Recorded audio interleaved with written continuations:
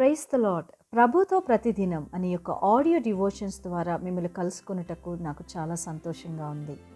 ప్రియులారా, ప్రభు కృపను బట్టి బాగున్నారు కదూ. ఈరోజు అంశము నీ మాటలు మాదిరిగా ఉండాలి. లేఖన భాగము 1 తిమోతికి రాసిన పత్రిక 4వ అధ్యాయము 12వ వచనం. నీ యవ్వనమును బట్టి ఎవడునూ నిన్ను తృణీకరింపనీయకుము, కానీ మాటలలోనూ ప్రవర్తనలోనూ ప్రేమలోనూ విశ్వాసములోనూ పవిత్రతలోనూ విశ్వాసులకు మాదిరిగా ఉండుము.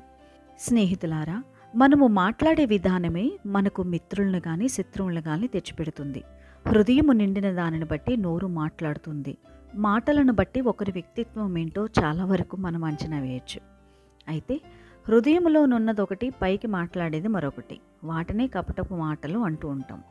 మన మాటల్లో ఎక్కువ శాతం వీటికే పరిమితం అయిపోతూ ఉంటాయి. కానీ ఎక్కువ కాలం నటించడం సాధ్యం కాదు. క్రియల్లో తప్పకుండా దొరికిపోతాం.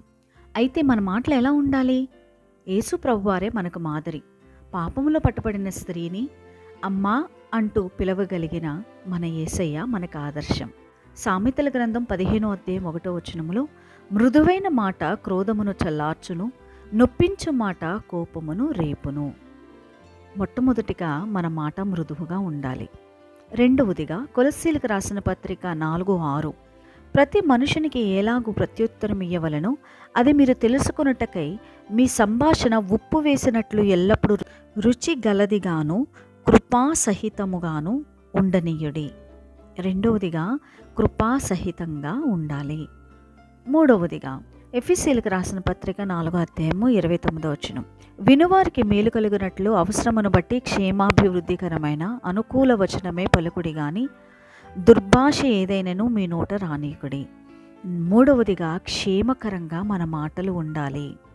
నాలుగవదిగా ఎఫెసీ 5:4, కృతజ్ఞతా వచనమే మీరు ఉచ్చరింపవలను కానీ మీరు బూతులైనను పోకిరి మాటలనైనను సరసోక్తులైనను ఉచ్చరింపకూడదు, ఇవి మీకు తగవు. నాలుగవదిగా కృతజ్ఞతతో కూడిన మాటలై ఉండాలి.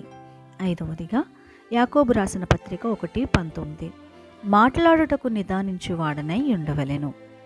మనమందరము ఆలోచించి మాట్లాడే వాళ్ళంగా ఉండాలండి. ఐదవది. ఆరవదిగా ప్రసంగి 5:2, దేవుడు ఆకాశమంతున్నాడు, నీవు భూమి మీద ఉన్నావు, కావున నీ మాటలు కొద్దిగా ఉండవలెను. ఆరవదిగా మన మాటలు ఎలా ఉండాలండి?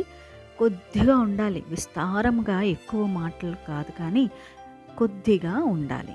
దేవుని పిల్లలంగా మన మాటలు ఎట్లా ఉన్నాయి ఈరోజు ఆలోచిద్దాం. లోకము నుండి ప్రత్యేకపరచబడిన మనము మన మాటలు అనేకులకు మాదిరికరంగా ఉండేలాగా మనము చూసుకోవాలి. అది దేవునికి ఇష్టమైనది.